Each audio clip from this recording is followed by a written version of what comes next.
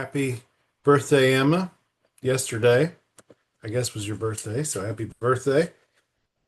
Is it anybody else's birthday soon or recently? Mine was last month. Yeah, our birthday is like one of our birthdays is like in December, I think. Oh, in Oh, June. okay. Well, we'll have to say happy And birthday to you. uh, Well, I'm very happy everybody is with us today. Did anybody find any of these words while we were waiting? no, I found a yes, couple. yes, and Who no, found one? What word did you find? we didn't find one. Yes, we did. No, Oh, we didn't. We found that I one. No, we found didn't. calcium and scrambled. Uh, so me and James were twins, and our birthday is coming up in a little bit. Oh, Mine, okay. my birthday, our birthdays are in January 9th, but still kind of like a long time. My Oh, birthday, okay. my birthday is in August 20th. Oh, okay. Well, I'm glad everybody could be with us today. And Miss Prudence is going to record our meeting. We've got a lot of new people this time. We are So I want to already remind everybody, recording. okay, we do record these meetings. And Miss Prudence has a YouTube page or group or whatever you call it where she puts these and she can send out. I have to ask her every time because I'm too dumb to save the email, but people ask about it. But they're all on YouTube if you ever want to go back and watch. I can see sometimes we cover information that's kind of interesting, or sometimes you have to miss a meeting, and that's fine too. A lot of people can't join live, so they go back and watch the meetings. But I'm glad that you all are here so you can ask questions and talk to us and show us pictures of your chickens if you want to, or show your chickens to us. Our first meeting of the year was last month, and we went through this whole calendar and picked out what y'all wanted to learn each month. And the October thing that you picked was how to get chickens ready for a hurricane or a storm. And thankfully, we haven't had to do much of that this year, thankfully. And hopefully, we won't have to, but it's still good information to cover. And so I figured we'd still talk about it, even though we didn't have any hurricanes to discuss. It's still good information to know. In case you don't know me, if this is your first time, I'm Dr. Chris DeCubelis with the University of Florida 4-H program. I'm joined with Miss Prudence Caskey. She's our wonderful 4-H extension agent up in Santa Rosa County, and she's also on our state poultry committee. And she is one of our best poultry folks in Florida 4-H, and we're glad to have her. And is this anybody's first meeting? We do have some new people join. We're up to about 200 people registered for this club. It's amazing how many people are registered. We usually average about, I don't know, between 20 and 50 that join live. So in 15 minutes, we'll probably have 20, 25 people on. In case this is new, I don't think anybody's, well, let me look in chat. I don't think anybody said um, it was their first meeting. We are the largest youth development organization in the country. And in Florida, last year, we had 213,000 young people between the ages of 5 and 18 in Florida 4-H. So you're part of a pretty big group of kids all over Florida. And you all are from all over Florida. We've got young people in this club, literally from the Panhandle all the way down to South Florida. And I'm very glad you joined us today. Just in case you don't know about 4-H, I told you all this. We're a part of we're a partnership with a cooperative extension service. That means we're a partnership between the United States Department of Agriculture, the University of Florida, and Florida A&M here in our state, as well as local counties. And we always start with the pledges. So who would like to lead us in the Pledge of Allegiance today? Would anybody like to lead us in the Pledge of Allegiance? Okay, Cheyenne, I see your hand up. You can go ahead and lead us in the Pledge of Allegiance.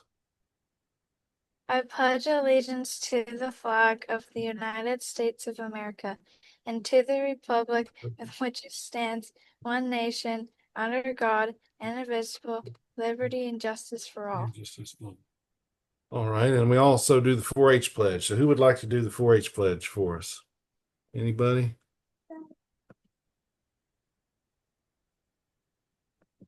Olivia, you want to do the 4-H pledge? No, you don't have to. Let's see. Who else we got online?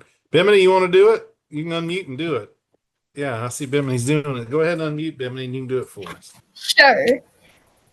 I pledge my head to clear thinking, my heart to greater loyalty, my hands to larger service, Service. and my health to better living. For my club, my community, my country, and my world.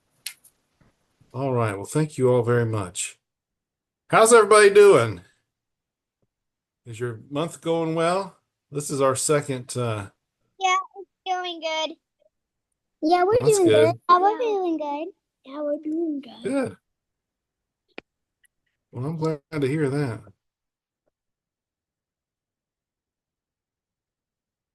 Um, Miss Prudence, are you doing well? I am. I have a sore throat, stuffed up Uh-oh. head. I am not sick, however. Um, it's what we call peanut cold around here. I was So they are digging digging peanuts. peanuts right now, and it's very dusty. And it's the time of year where you just go, I'm not washing my car. There's no point in it. So my car is very dusty. My lungs are probably very dusty. So as my mother said, I sound like Cher. So I don't normally sound like this, but yeah, I have peanut cold going on. But the weather has held out for our farmers and they have gotten a good crop out of the ground. So Well, that's it's good. looking good for them. So I'm glad for them. Yeah. Well, that's great. We need some good news. That's good. So our motto in 4-H is to make the best better. Our slogan is learn by doing. We just did the pledge. And the H's stand for head, heart, hands, and health. And that's the areas that we try to develop in our young people. And we do that through projects. And most of you all are very interested in poultry projects. And so we can develop head, heart, hands, and health in a young person if they take care of chickens, or if they take care of a garden, or if they learn to sew, or if they learn to program a computer, or learn to build a birdhouse. It doesn't matter what sparks their interest. We can teach them skills that will help them through the rest of their life, help you through the rest of your life. And we try to do it around your poultry projects in this club. And I'm very happy to have you. And I'm very happy to have people like Aiden and Bimini and Laura and so many of you all who've been with us for several years now. It's kind of neat to see you guys participate for several years. And I just really appreciate having you all. All right. So last month, we did this exercise as a group where we went through and talked about what you all wanted to learn this year because it is your club. And one of the ideas was how to take care of chickens and other poultry in the advent of a storm, bad weather, hurricanes, specifically hurricanes, but you could use a lot of this for any kind of situation for bad weather. And can you, I guess before I go on, I'm assuming everybody can see these slides. Can you all see these slides? Everybody see the slides? Okay. Now, if you have any questions, feel free to ask. This is the way this club works. The only real rule we have in this club is to be nice to everybody. And so if you have a question, you're allowed to ask questions. If you want to show us your chicken or your new chick or something, that's fine too. If you want to show us a cool egg, that's fine. If you want to ask a question about your chickens, that's fine. But for here for a little while, we're going to talk about hurricanes. And so if you want to, not really necessarily the meteorological end of things, but have more in the context of how to take care of your birds in case there's one on the way. And so, but feel free to ask as many questions if you'd like. And they may not have all the answers, but we can find out answers. If you all stump me and stump Miss Prudence, then we'll try to find you an answer and email it to you. Fair enough? All right. Now, I can't necessarily guarantee that everything you're going to learn in this meeting tonight is going to protect all your chickens for the rest of your life and their life from any kind of storm. Because as you know, storms can be unpredictable. But what we are going to talk about is just some common strategies you can employ during hurricane season in Florida, and I guess other places too, if you know that a storm is on the way, and how to try to keep your chickens safe and how to prepare for the aftermath of a storm. Sound good to everybody? It's kind of a serious topic tonight. But we do live in Florida, so it is applicable to us. And Dr. Chris, I just Yeah. added a note. I know Floridians, when we say storm, we mean a hurricane, but Mm. because we don't use the H word. But I just put a thing in the chat that storms can be all sorts of stuff. Oh yeah. It could be rain, sleet, and now snow.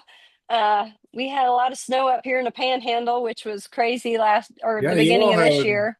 yeah, that was So crazy. all sorts of storms could be storms. That's true. So living in Florida, and so that's true. You could face a lot of natural disasters with your flock of birds. And I'm going to use the hurricane word a lot or tropical storm or whatever, but it could apply to thunderstorms even. And like you, Ms. Prudence says, if you live in certain parts of Florida, every once in a while, you might even encounter snow. So living in Florida, though, and we hear it all the time. I didn't really hear it as much this year, but people talk about hurricanes a lot. And there's a lot of every county in Florida, to my knowledge, has an emergency management department, and they put out publications on hurricane preparation, and the state of Florida does as well. The state emergency management people do. News outlets like television stations, they'll put out hurricane guides. My point is there's a lot of resources out there that exists for how to prepare families for hurricanes. There is a little bit of information on there about how to prepare animals for hurricanes. And so I did some research this week and dug some of that up, actually last week. And for those of us who are on farms or have property with, a homestead, we need to be able to protect our homestead or prepare our homestead as much as possible when a storm, hurricane, or whatever kind of storm is on the way. And we're going to talk about that's what we're going to talk about today. How to get your stuff ready in case of, and maybe a snowstorm's going to head towards. I know a lot of you live down in Southwest Florida. Maybe some freak thing will happen in uh, Fort Myers is going to be covered in a foot of snow. I don't know. Maybe you better find some more help because if that happens, something bad is wrong with things, I guess. But I know that a lot of you and a lot of 4-Hers over the past 120 years or however long 4-H has been around have a long history of taking very good care of your animals. And I know a lot of you very love your chickens and your ducks and your quail and whatever other kinds of poultry and animals you have very much. I know you do because you show them to us on this meeting all the time, and they all have names, and you take good care of them. And in a couple of months, when we do our holiday costume party, you'll put some of them in costumes. And I mean, you guys love your animals, don't you? You love them a lot. I know you do. I do too. I love my animals. And a bond grows between a young person and their 4-H project animals. I know this because I was a young person one time, and I had things that I could tell my cow or I could tell my horse that I couldn't tell him. You tell them they're good listeners, aren't they? Sometimes your animals are good listeners, and they all they ask is a nice pat or a brush, and they'll be a very good friend to you. And so you all want to take good care of your animals, and you exhibit your animals. You get eggs from them. They give you things too. You give them things. You take good care of them. They take good care of you. So can how do you care for your animals? I mean, it's just in regular weather. How do you guys take care of your animals just on it's right now in Archer, Florida, where I'm at, it's probably 78 degrees and it's sunny. I don't see a cloud in the sky. Well, I do see a few clouds in the sky. My point is it's a pretty day. So how on a pretty day do you take care of your animals? So y'all can unmute and talk if you'd like, or put it in chat. Miss Prudence will read it to me. You take it on a walk? Well, you can take your animals on walks. Yeah. A lot of you may have like a Talk to pig them? or a cow or something. Talk to them. Yeah, you can talk to them. Sure. Biminy's got something. She got her hand up. You got to unmute though, Bimini. You can unmute. You don't have to be bashful. This is your club. She thinks it's funny. We feed them. We feed them food, but we don't eat all the time.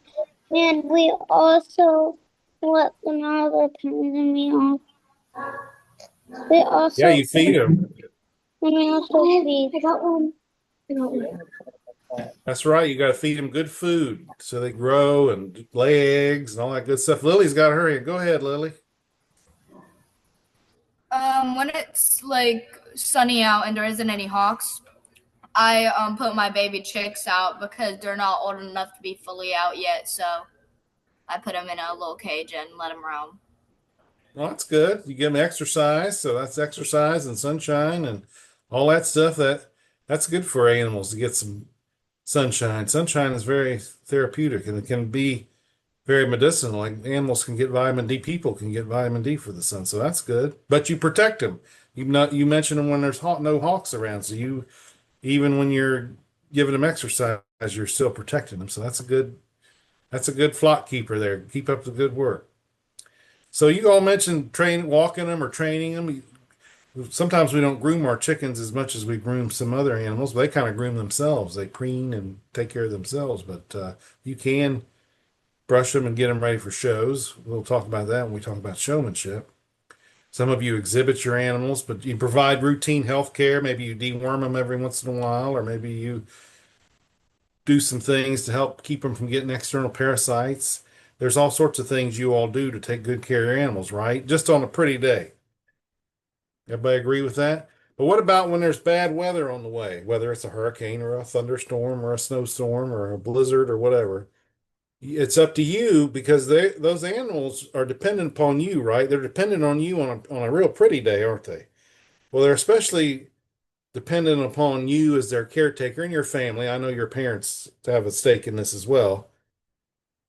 But if you're going to be a stockman, a farmer or a rancher, you've got to take care of your stock and your poultry, and they're dependent on you. You're the person that provides their needs, and when bad weather's on the way, you've got to go ahead and take some steps before the storm arrives. You want to think ahead of time. And that's, I mentioned life skills. This is kind of an aside in 4-H. This ability to think ahead and to plan, that's a life skill. Taking care of chickens now at age 10 or however old you are, 15, 8, however old you are right now, will help you be a better person later on in life because you'll learn responsibility and critical thinking, problem solving, all these things you're learning now. Ruby, you got your hand up. Go ahead.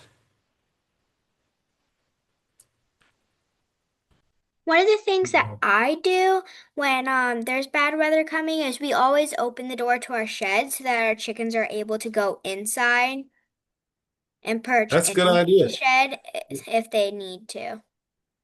And you let them decide. You let them when they're. That's good. That's good. I'm glad to hear that. All right. So you got to take steps before the storm arrives. And Ruby gave an example of this. She knows when a storm's coming because you don't wait for it to start raining, right? You see the storm coming, then you go out and open the door to the shed so the birds can go in. So she takes proactive steps to prepare when there's an oncoming weather phenomenon or weather event. Lily has her hand up. Oh, go ahead, Lily.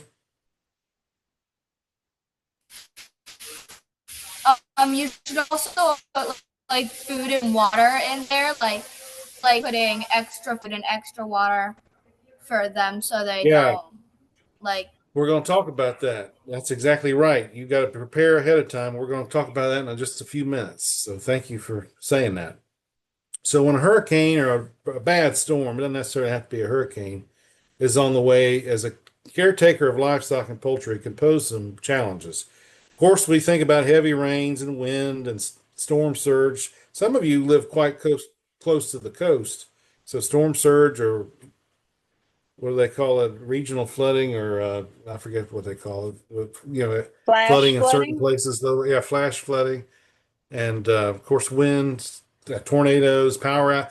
The thing that I want to key in here on is some of this wind and flooding and power outages, which can lead to disruption of services and store closures. That's going to be key. We're going to talk about that. So, how to prepare your birds for a storm?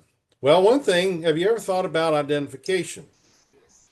And what I mean by this is, and this is true for hoofed animals too, livestock too, you want to be able to say, well, these are my animals. Because if you have a very sturdy coop, But sometimes a tornado can spin off of one of these hurricanes and can, even if you got a nice barn, it could damage it and birds might get out. So have you ever considered somehow identifying those birds as yours? And a good way to do that is a leg band. See, there's a leg band right here on this. This is an example of a leg band. Can y'all see this picture on this chicken? Dr. And Chris, this, I've got a yeah, bag of them right here. I got on yeah, Amazon. They come in a yeah. pack of 50 or 100 or 150, however many you need.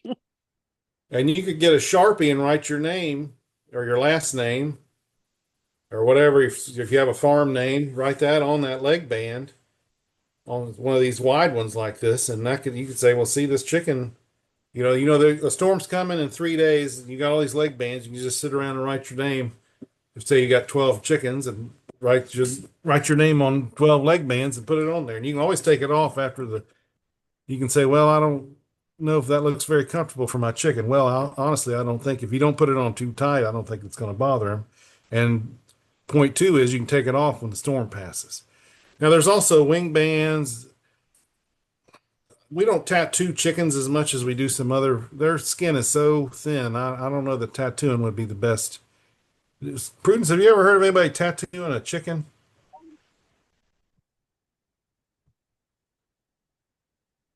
We don't do that too often, but I think the leg bands would be about the easy. Now you could also paint on their feathers if you had some non-toxic paint, Yeah, but you we got, use leg bands only. I've never heard of tattooing. yeah, I've never heard. Um, no. Yeah, I never have heard of anybody tattooing a chicken, but uh, we tattoo other life, rabbits, cattle, other species. Tattooing is quite common, but not chickens. But the leg bands, I think, are going to be the way to go. You could paint on the feathers too, but that might wash off. I don't know how that would might just make a mess. The easiest thing is going to be just put leg bands on. So that's one idea. Identify your chickens. Have you all ever thought of that? If they get blown away into the neighbor's yard and say, well, these are my chickens, they've got the leg band on them. So that's one idea. And then I don't know if it was Lily, somebody said preparing food and water ahead of time. Now I went down to my feed store. See this purple or this blue barrel that holds 55 gallons of water. I have, as some of you know, I live on a farm and I have a well and septic We live on a farm tank. too. Yeah, a lot of you live on farms. And so I don't live in town, so I don't have city water. So if the power goes out on my farm, I have a generator I can hook up to my well and I can get water, but I didn't always have that. And so I have this barrel, actually I got a couple of them, and it'll hold 50, one of them will hold 55 gallons of water, and they're food safe barrels. I got it at the feed store for $15. It's probably $30 now, but I bought it a couple of years ago, several years ago. And so you can get one or two of these barrels, and that would be plenty of water for a long time for a group of chickens. And you can buy a little pump to put in there, or you can siphon it out. So there's one idea to keep water for your birds. I also see this thing on the bottom that looks like a pitcher pump. Well, that's what it is. It's a hand pump. I've got I've got another well that I didn't have hooked up to a electric well, so I put a hand pump on there, and that's my backup. If my generator doesn't work and my 55-gallon drum runs out, I can pump water by hand with this hand pump, and it's kind of fun. It's kind of like Little House on the Prairie, which you guys don't know what I'm talking about. It was a show when I was a kid. But that's how people used to get water, was through pumps like this, and they're easy, really pretty easy to install. Now, you may not have a spare well sitting around like I did, so that may not be a good option for you. But you can also put one of these pitcher pumps on one of those buckets and pump out of the barrel and pump out of the barrel. If you plumb it right, it would be easy to do. So it'd be an easy way to get water out of the barrel. So Dr. that's Chris, you one have a lot of strategy. hands up. Oh, okay. Let's take some questions. Who's got Foxwell and three others? All right. The Foxwells, go ahead. You all have a comment or a question? If we don't have a well or that blue bottle thing, what do we do to get our chickens water and if our power goes out? I would get some 5 gallon buckets and make sure they're clean, especially if you get some that you can snap a little lid on top and fill those up with water. And if you've got other buckets around, fill them up with water. And if you've got a bathtub somewhere, maybe outside, that you can fill it up with water, or a water trough that you use for other animals, make sure it's full. And just you be before the storm comes, just think, what happens if I can't turn the spigot on and get water? I need to have some water on hand for my birds, or if you've got other animals too. And so if you've got receptacles outside that will hold water, and you got a place where they can kind of keep if it's going to be a lot of leaves are going to fall down, you want to keep all that out of water if you can. Just fill up those things ahead of time before the power goes out. What if there's no warning of the storm? Well, the nice thing about it now, if there's no warning, then you may have to, you just power. Sometimes your power just goes out, but usually it'll come back on. If it's just like a regular summer thunderstorm, my power goes out here sometimes. And I don't even bother going out and firing up my generator because we call the power company, and in like an hour or two, usually the power will be back on. So if it's one of those kind of storms, you may not need to worry about it. But if it's, going to be out several days, then you need to start thinking about water. Because water, as we all know, is the most important nutrient that animals need, including we need in water too. They can go they can go a little while without feed, but they can't go too long without water. And so it's a good idea to have some water on hand. Let's see who else had Ruby. I see has her hand up. Go ahead, Ruby.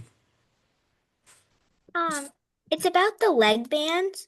Are they Oh, okay. able to like fit on grown chickens?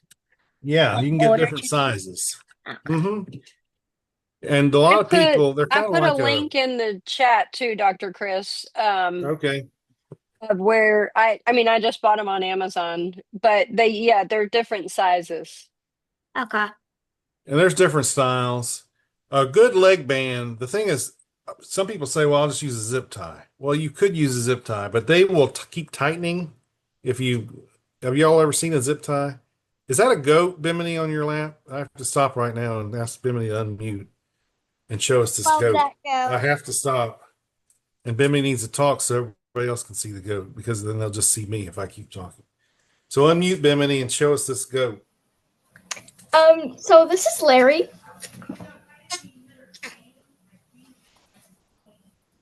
Tell us about Larry. How old is Larry? Larry is 3 to 4 weeks old. So he's on a bottle? Yeah, and he lives inside the house. Okay. Well, hi, Larry. We'll have to make Larry an honorary member of the Poultry Club. The thing about leg bands, as opposed to zip ties, first of all, their zip ties are thinner, so it'd be harder to ride on them. Second of all, leg bands won't keep tightening and keep tightening. You know what I'm saying? Because if something was to catch that little end that's sticking out, it could keep tightening it up and be uncomfortable in the chicken. So I would recommend leg bands. They're not that. I don't want to ask Miss Prudence what she paid for her leg bands, but they're rather inexpensive. I put the link on there. It was like $5 for 50 of them. Yeah. And because I have Bantams too. Now my Bantams, I have, and Dr. Chris is probably going to be like, what? I have chicken charms on them. And so that's if you look up chicken charms on Amazon, I got mine on eBay, but it's it's like a zip tie type system, and it has this little charm that is made to go over that flat piece of plastic, and they have different little, so like cupcakes or hats or Superman things. For my rooster has a Superman. So chicken charms are fun I little saw things that when to I was looking up identify. leg bands, and I thought, if you had a flock of Rhode Island Reds and you knew one was laying, you could, that would be a good way to tell a group of similarly looking chickens apart in an open area. I thought, well, that's not a bad Yes. idea, actually. So so I have black French Marins, um, and black Australorps, which is apart from the feathered feet, they all look the same. And so they're all named based on what color their leg bands are. Yeah. Well, Ava's got her hand up. Ava, you got a question? Oh, and then Harper's got her hand up. Let's take Ava's question, then Harper. We put them in a tote and drive away. Say that again. We put our chickens in a tote when our hurricane came, Oh, okay. Oh, you brought them with you when you evacuated. I got you. and Yeah, I I went got to you. my aunt's house, Okay, well, that's an option too. and Just they get them just out of stayed on the harm's way. porch. Yeah, yeah, that's fine. Just Harper, you got spit a out their question? water. Can it work for like any type of chicken? The leg bands? Yeah. Yeah, you can put leg bands just like if you want to tell if you've got four red chickens, you could put a purple band on one and a yellow band on one. That way you can kind of tell them apart and say, well, the yellow's laying an egg every day and purple's missing a couple days. So, I mean, that's just a good way to tell them apart too. Do we have any more questions or I can move on to the next slide? I don't mind answering your questions. There is I'm three glad you all are talking. Say that again. There's three people that have their hand up. Oh, Wait, okay. not two. I can't see when I'm on presentation mode, so y'all are going to have to try to help me. It just says Foxwell and four others, so I can't see who the four others are. In it, I just wanted to add something to Foxwell's question.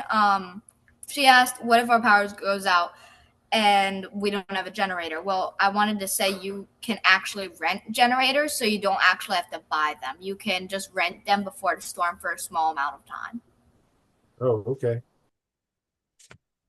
That's another thing. If you've got and I understand you all are, children and teenagers, but I have to do this. If I know a storm's coming, I got to go out and I got to check the oil in it. I got to make sure my generator's A-okay. So I usually start it.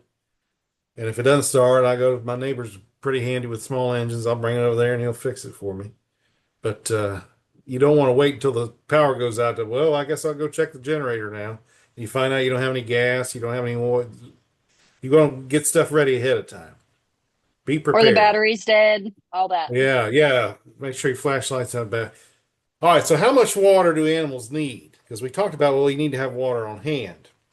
Well, some of you have horses, I know, and this thing said horses drink 18 gallons of water a day. I know some horses probably drink 50 gallons of water a day, especially if it's hot. Cattle drink 20 to 50 gallons a day. Hogs drink about 6 gallons of water a day. Sheep and goats, so Bimini, Larry will need about 3 gallons of water a day. Chickens and turkeys can drink up to 1 to 2 gallons of water per day, depending on their size. Bantams won't drink as much as a turkey. So a good rule of thumb, I mean, I have several of those big barrels, and I'll fill them all up if I think a hurricane's coming, because you can always just dump them out. So it's not that big of a deal to, have what you're better to have it and not need it than to need it and not have it. So, all right, Amelia's got her hand up. Go ahead, Amelia. Well, it was from the other question from the other Oh, thing. okay. Well, if you have water and everything like that, is there anything special you should put in the water? No, not if it's just your regular flock of birds. Now we'll learn when we talk about caring for chicks. Sometimes you can put some electrolytes or some sugar in the water to give them a boost if they're lethargic. But just for your preparation for a storm, just having regular old clean fresh water on hand is good enough. Okay, thank you. Yep, a good question. All right, let's see. So Cute. I didn't catch that part. Ruby got another question. Oh, Tracy's got a question, and Ruby. Let's go to Ruby and then Tracy. One thing I do know is that you can put apple cider vinegar in their water, and that also helps. Yeah, some people like to do that for various reasons. Tracy, do you have a question or a comment?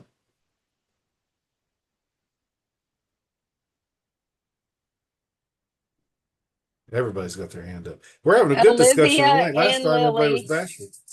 Okay, well, go ahead. Olivia Everybody and just Lily. unmute and ask your question.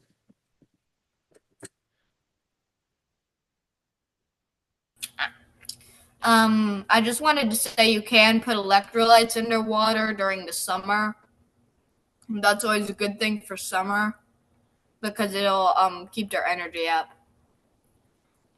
Yeah, it usually has some sugar in it. You want to be careful though, not to overdo those electrolytes because you can get into some toxicities if you put too much in the water.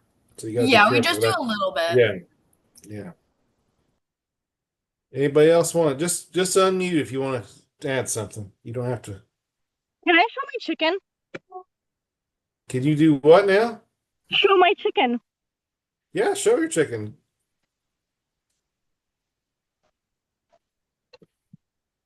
Let's let me know when you have your chicken and we'll I start have my looking at your chicken. chicken. For some reason I don't see. Put your hat on. Yes. Oh, that's Olivia.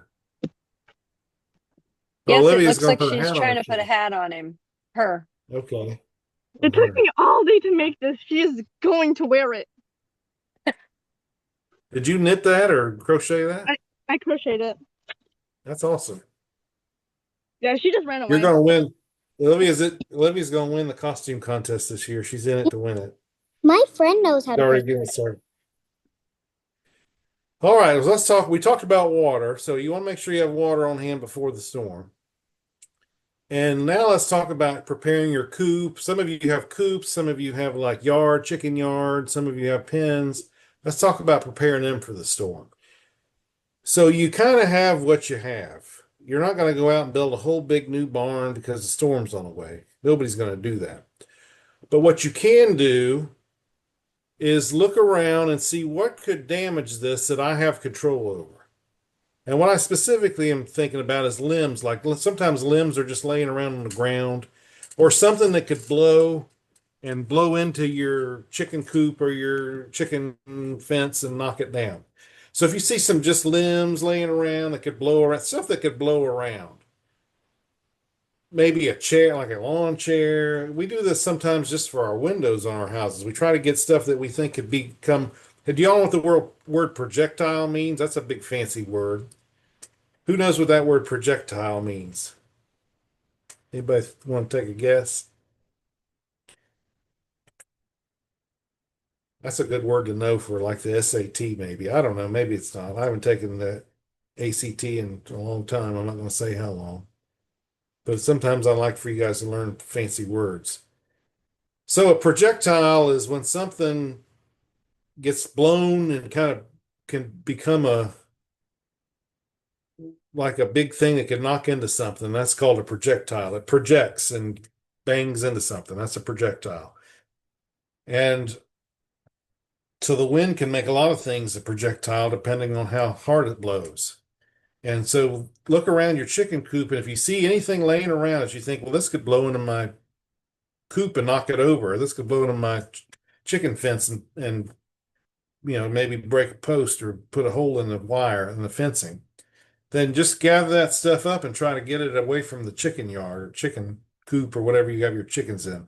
Buckets can be projectiles. Feed scoops can become projectile. Y'all get what I'm saying? Light things that can be blown around by the wind that normally wouldn't do any damage, but if the wind's blowing 100 miles an hour and blows it into your coop, it could do damage. So things like buckets and lawn chair. What else can you think about that might be laying around your chicken coop and could potentially damage it if the wind blows it into your coop? Just get that stuff out of there. That's my point. And again, you're not going to go out and build a concrete block or a brick chicken coop just because a tropical storm's on the way. But they're just looking around what you already have and policing it. When I mean policing it, I don't mean you put your chickens under arrest. Policing in that way I'm talking about means you clean up things around your coop and prepare it for the oncoming storm. And that way, if the wind does blow, if that stuff's not there to blow into it, it won't maybe do as much damage. Does that make sense to everybody? Now, the question is, do we leave our chickens outside in their normal chicken coop or their chicken yard, or do we try to bring them in? Well, that's a kind of a game time decision. And what I mean by that is you and your family, and of course your parents are going to be a big part of this. Look at the data you have. This is what we do in 4-H. This is what you're going to do as little scientists in 4-H. And what you're going to do as big scientists maybe one day is you're going to look at the data you have and make decisions based on the data you have. And so if you've got a thunderstorm heading your way and your chickens have an enclosure they can get under, it's probably safe to just leave them where they're at. If you've got a Category 5 hurricane that's going to pass right over your house, then maybe the little coop you've got them in that you got a Tractor Supply isn't the most secure thing in the world, and those chickens might need a little bit beefed up housing.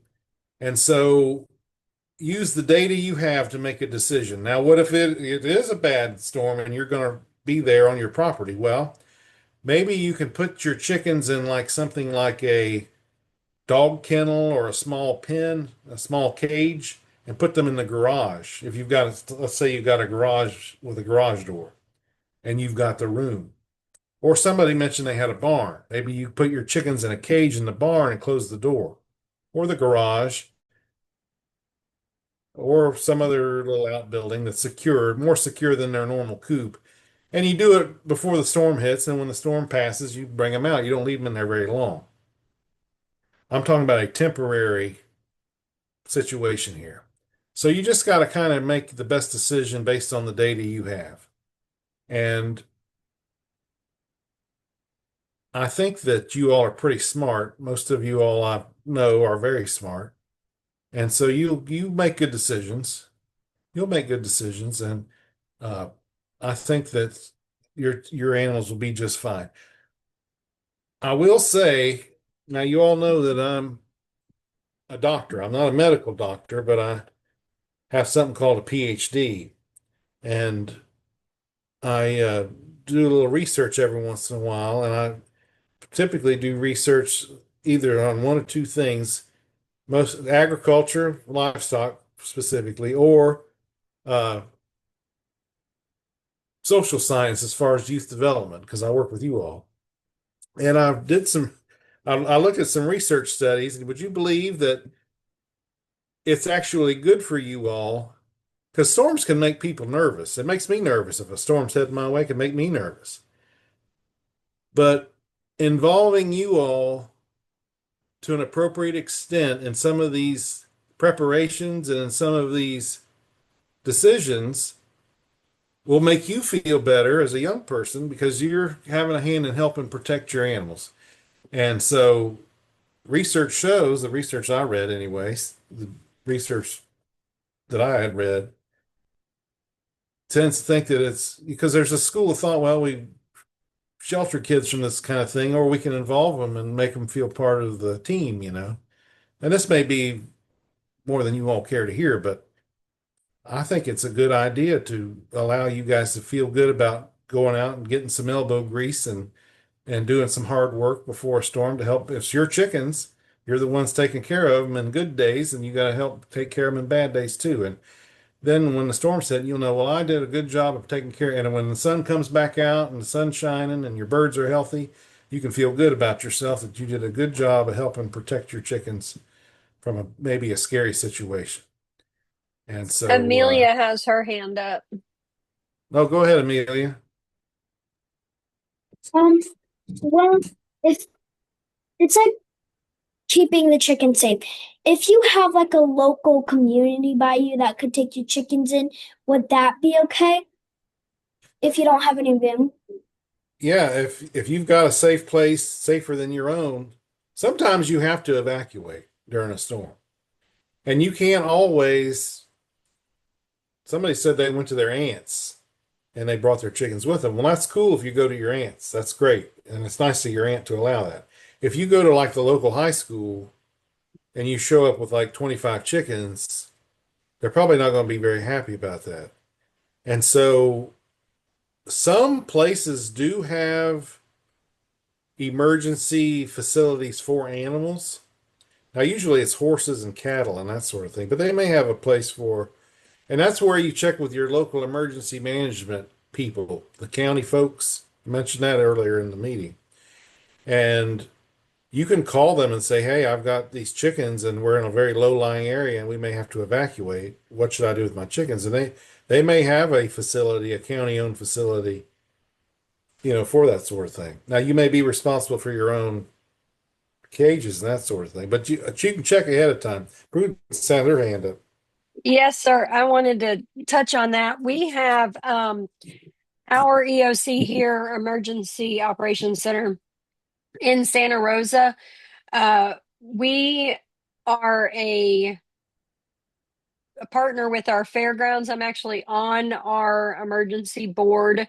And so, like, if we're activated, I have to go to the EOC and handle that kind of stuff. So, we have a network of farms and farmers in the county that will take people that are evacuating. So, like when Hurricane Milton happened, people that were evacuating and headed west here, we housed horses and I think a donkey in our fairgrounds area where we would have like our shows.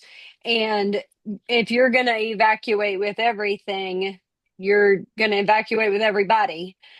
So we had somebody come with a stock trailer that had poultry in the front part of it.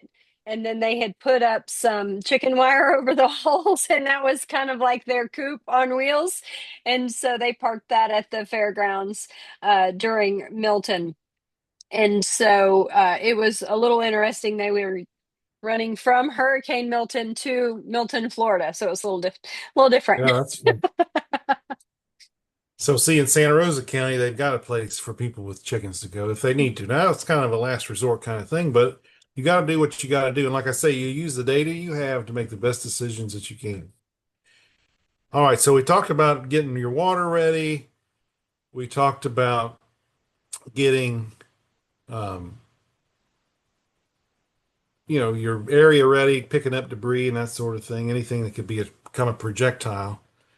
And during the storm, stay inside. I know, let's say you decided, all right, I'm going to leave my chickens in the coop. They're going to be okay. And then the storm hits. I don't want you to go outside and check on your chickens during the storm as much as you want to, because look, I like your chickens. I like you a lot better. So I want you to stay safe. And when the storm's over, you can go out and check on them. Once the storm hits, though, please don't go out and I say that now. My wife gets on to me. I'm not going to tell you why. Well, she gets on me sometimes for different things, but last time we had a storm, I went out and I was checking something. She got on to me. But I don't want you all going out and worrying about your chickens during it. Do the stuff ahead of time and then ride out the storm inside. Okay, everybody going to do that? Uh, Somewhere I had a slide on here, and I don't know if I erased it or what happened to it. Did I hide it? I had a slide on here about feed. And I mentioned, I don't know why I don't have, what happened to that slide? I mentioned that during storms there could be a disruption of services. Where's that slide at? Anyway, one of the services that could be disrupted, our stores might close. Well, why do I bring that up? Well, if you have chickens or turkeys or whatever, ducks, and there's a storm, do you think it's a good idea to only have like a half a bag of feed on hand before that storm event? Or would you be a good idea to run out and maybe get a couple bags of extra feed to have on hand before a hurricane hits and have it in a dry spot? What do you think would be better? Just think, well, I don't want feed to get wet, so I'm not going to bother about getting feed until after the storm. Or should you have some on hand before? My point is, hopefully you all are picking up that the right answer is get a little bit extra and have some on. Now keep it in a dry spot again. You don't want to get wet. But stores might not be open after a storm. And your chickens are going to be hungry. They're not going to care. Once the sun comes out and the roosters goes a crowing again, they're not going to care that Tractor Supply or the feed store or whoever's closed. They're thinking, I'm hungry. Where's my food? And so you better have some extra feed on hand. And I keep mine in either a barrel with a screw top lid, or you can get a metal garbage can and chain it down so it doesn't become a projectile. You know, it's got those little handles on the side. I run a chain to a fence up through those handles over the lid and back through the other handle. And that garbage can, it would take a very strong tornado, I think, to move that thing the way I chained it up. And also, you can chain a barrel to a fence or a tree or whatever, too, if you're worried about it blowing away. Or if you have a barn, you can just put your feed in the barn. But have some extra feed on hand, too. And I would have enough feed for, say, a week after the storm, because you don't know what's going to happen after the storm. It may be a while before things get back to normal. Another thing is you might have issues finding gasoline after a storm. And so, you know, maybe the feed store's open, but you're low on gas and you don't want to keep burning gas doing a bunch of errands. So just have that stuff on hand ahead of time. Also, another good thing to have on hand, and I don't know, I think I accidentally deleted some slides, is a animal first aid kit. Clemson University has a good extension publication. I'm going to share it in a chat when I'm done with this talk so you all can see it. But Clemson University has a good extension publication on livestock first aid kits. And I'll put it in chat right now. What to include in a livestock first aid kit. And it's applies to poultry too, I think. So let me see if I can get the chat open while I'm I presenting. beat you, Dr. Chris. I put it in Oh, you there. already did it? Oh, you Yes, found it? sir. Okay. Miss Prudence is always on the job. That's why we make a good team. All right. So look at that after the meeting, and it's a good idea. And you don't have to wait for a storm to be on the way to go ahead and put a first aid kit together for your livestock and poultry. And I So there think you have Tracy that had a resource. question. Oh, go ahead, Tracy. Another thing that you can do to keep your feed from blowing away is just get a whole month's worth of it and just keep it in a trash can or barrel. That way the weight won't keep it from blowing away. Yeah. Yeah, barrel, if you've got a big barrel that's 4 or 5 feed bags in it, it's going to take a lot of wind to move that thing. So you're absolutely right. And Lily All right, has her hand up. Oh, go ahead, Lily. I just wanted to say, if you guys do live in like a small town or something like that, and you have power lines on your property and it starts to flood, make sure none of those power lines are down before you go, if you need to go out into the flood. Yeah, that's very good advice. Ruby, do you have your hand up? Go ahead. Or is that up from before? Would it be better for you to use like a wooden barrel or like a rain barrel better to put the seed in to keep it for the storm? Well, wooden barrels are kind of expensive. I think those. But if like you have some on hand, because my dad I mean, is a distiller, so he has a bunch of them that are empty Oh, okay. all the As long as time. the lid fits good enough for to keep it dry. That's the issue with wooden barrels. You need to make sure you have a real secure lid. And so, like some of my barrels, I don't know. I think olives actually came. I know like little peppers came in some because I bought them at the feed store and I had to rinse. They still had some of these peppers in them. I had to rinse it out, clean it out. But it has a thing that screws on, a lid that like will screw on, and it's very secure. And so use what you got, but just make sure you want to keep it dry. You don't want to buy, I mean, feed's not cheap anymore, so you don't want it to get ruined. So it may be worth it to buy a barrel with a screw top lid But if you got a wooden barrel and you're confident it'll keep it dry, then use what you got. And you don't have to put your feet in a barrel. I've just put mine in a barrel because it keeps rodents away and it keeps, keeps it dry. But maybe you have something better than a barrel. So, I use a big trash can that yeah, has trash cans a work thing like good. a on a Yeti, those rubber things that hold Oh it yeah. closed. Oh The okay. raccoons Well, haven't figured that out yet. that's good. All right, let's talk a little bit about animal behavior. Animals sometimes are very sensitive to weather change, probably because of differences in air pressure, barometric pressure. They can sense things sometimes. So sometimes they can tell a storm's on the way. And so, have you ever noticed sometimes your birds, and some of you have other animals too, sometimes they'll behave differently if a storm's on the way? Have you all ever noticed that? Sometimes animals will play before a storm. Sometimes they'll go lay down. Sometimes they'll hide. Sometimes they get nervous, like dogs sometimes will get nervous before a storm. Cows often will go lay down before a storm. Horses will actually go out and play. Pigs sometimes too. And so, chickens, farmers have used animals and poultry in particular to predict weather before they had the 6 o'clock weather report. Have you all ever seen something called a weather vane on top of a building, like an old barn? Do you all know what I'm talking about? The weather vanes, they blow around, they show which direction the wind's blowing. Still on top of it. Yeah, on top of a barn. What two animals do you always usually see on weather vanes? Yeah, just say it. You don't have just say it. I see a rooster. You see a rooster, or you'll see I see a hen. usually you'll either see a rooster or a horse. Why is that? Go on now.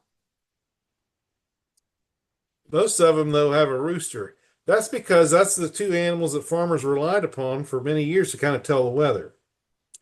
I mentioned horses will play if a storm's on the way, so that's a good way to tell if bad weather's coming. Roosters will tell you when bad weather's over because usually, have you ever noticed that after a rain, those of you who have roosters, you'll hear a rooster crowing? Like Yeah. if you have a storm, they won't crow until after the storm's over. Then they'll go out and crow, and then, well, the storm's over. I hear the rooster crowing. And so that's why on weather vanes that they usually see either a rooster or a horse. I mean, like, we Because do, that's but I've never heard them crow after a storm.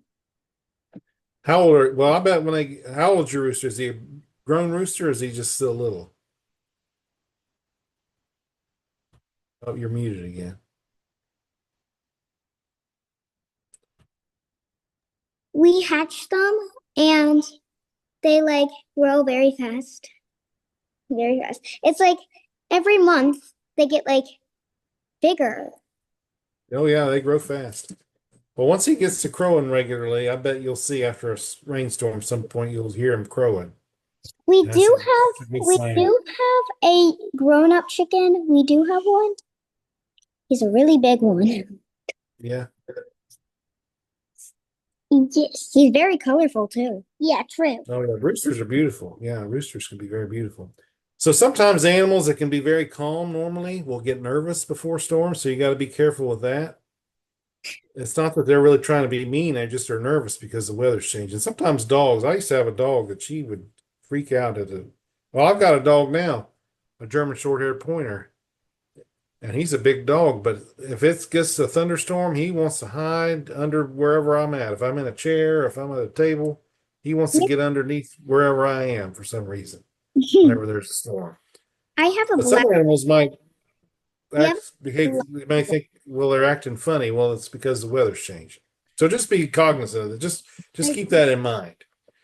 And one of the last things I want to talk about is the resiliency of animals. What's the word resilient mean? Does anybody know what that word means? No, we do not know what that No, word. probably not. Resilient means that you go through something tough and you come out fine on the other end. Just as good as you were before, maybe even a little bit better. That's resilient. You guys are resilient. because you work hard and sometimes things are tough and things don't go your way, but you stick to it and you come out on the other side and you accomplish whatever it was, or you got through it, or you're feeling better and now things are looking up. That's resilient. You're resilient. Well, animals are resilient too, more than people think, more than people give them credit for. And so sometimes they can handle an awful lot of, now not little chicks, but grown chickens. If they get a little wet, if the wind blows on them a little bit, they're probably tougher than what you give them credit for. And so they can survive some pretty severe weather. As long as they have a dry place to sleep, they're probably going to be okay. And as long as the wind doesn't blow them off. So I want you to take good care of them, but keep in mind they're probably tougher than what you give them credit for. And so do your best to take care of them.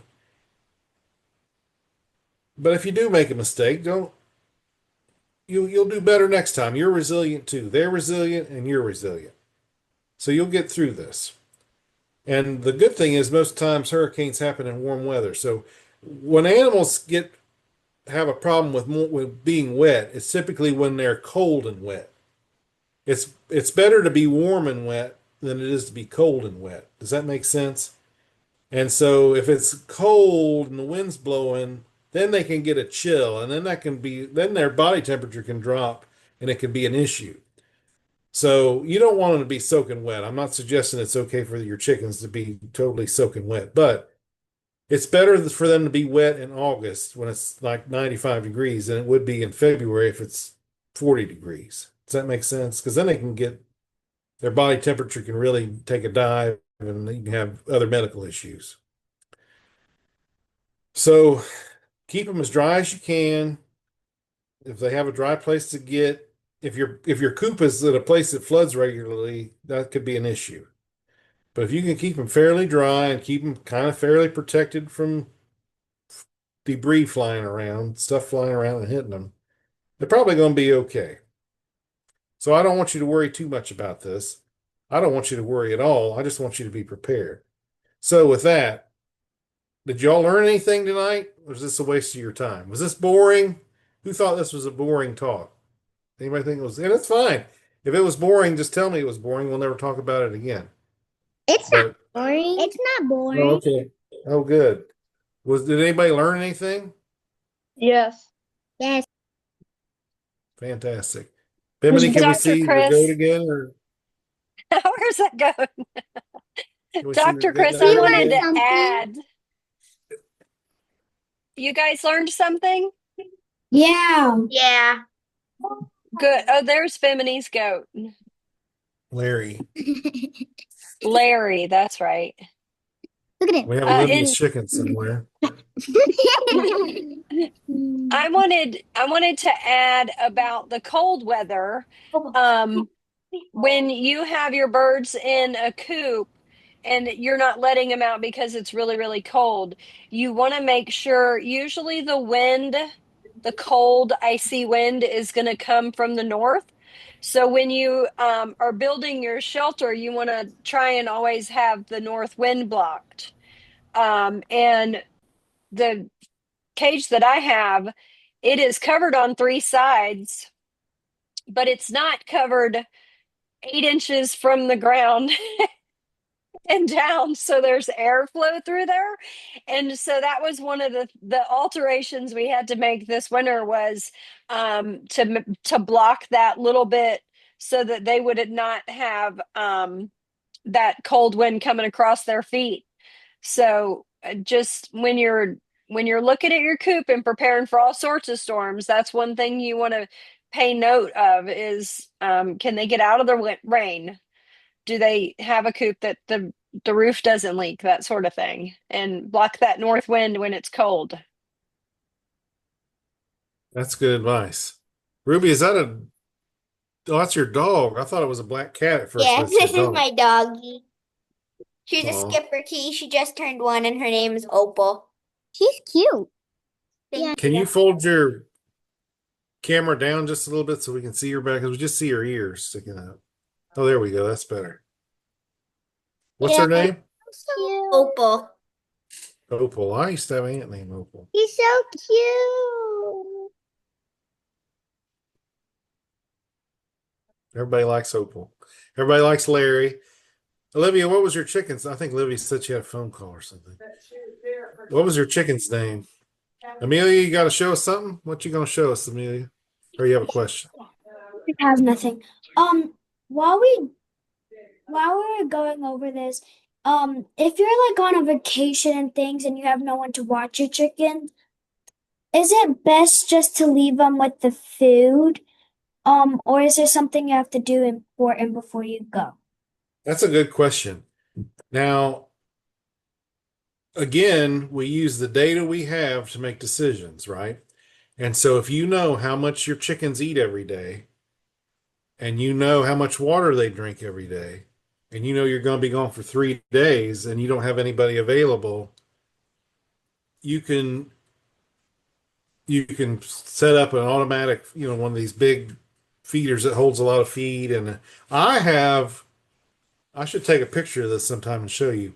I plumbed, and what that means is I ran plumbing to my chicken pens, and I've got a PVC pipe coming out of the ground, and I put a 45-degree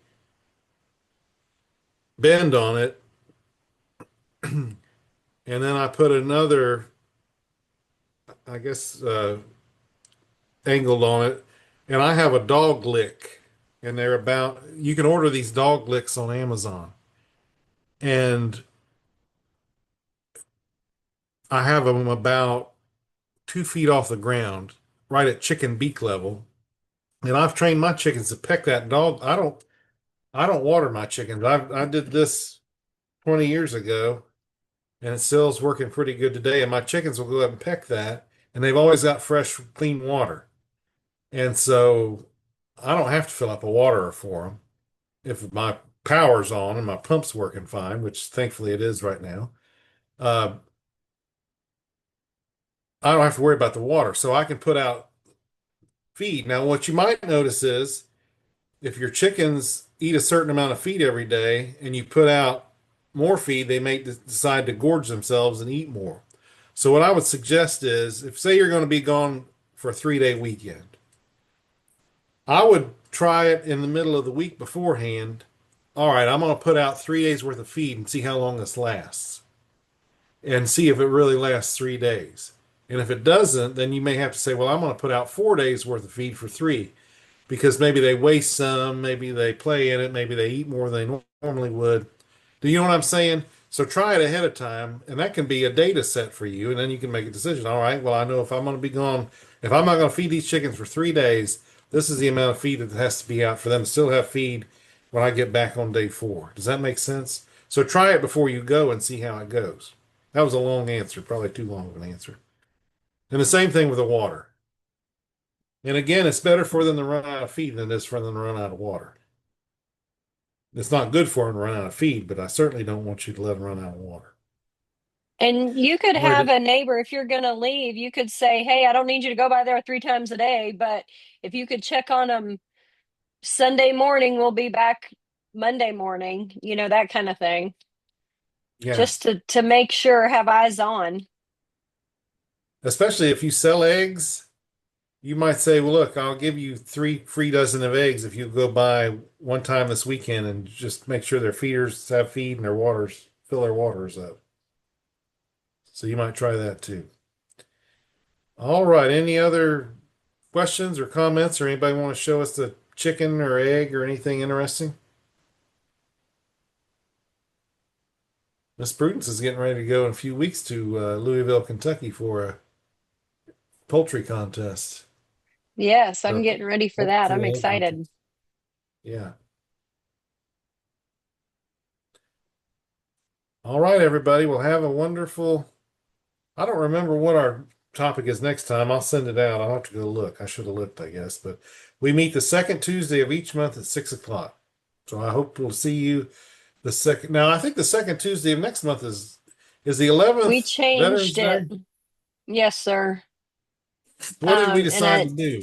I believe we decided to go to the 8th.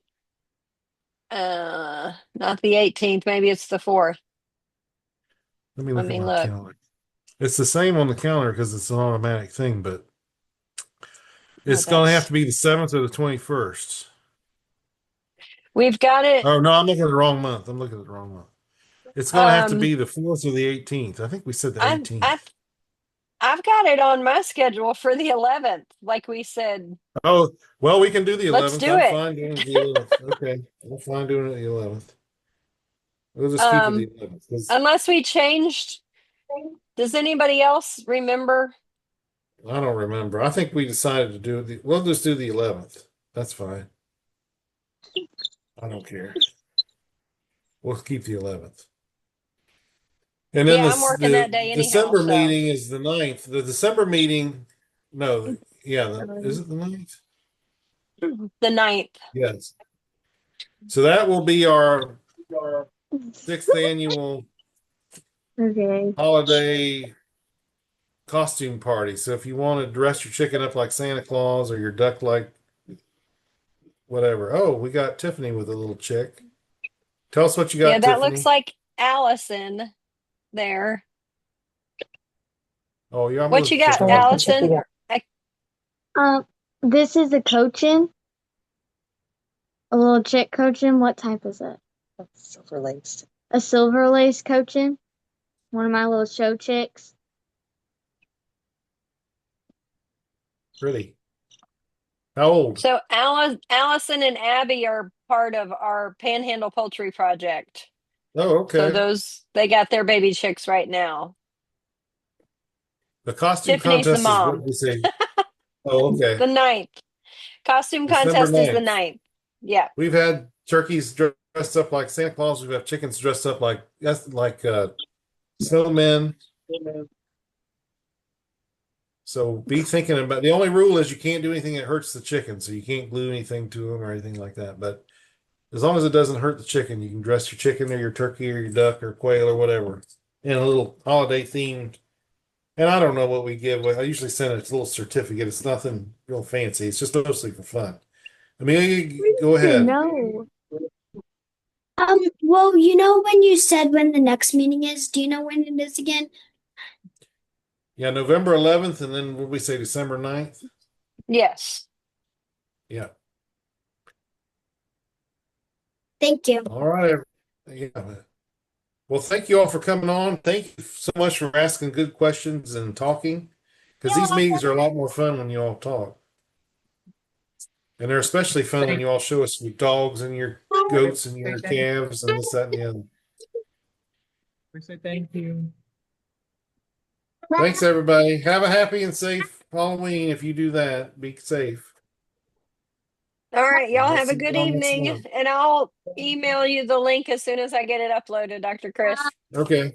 Thanks. Bye, everybody. Have a good night. Good night.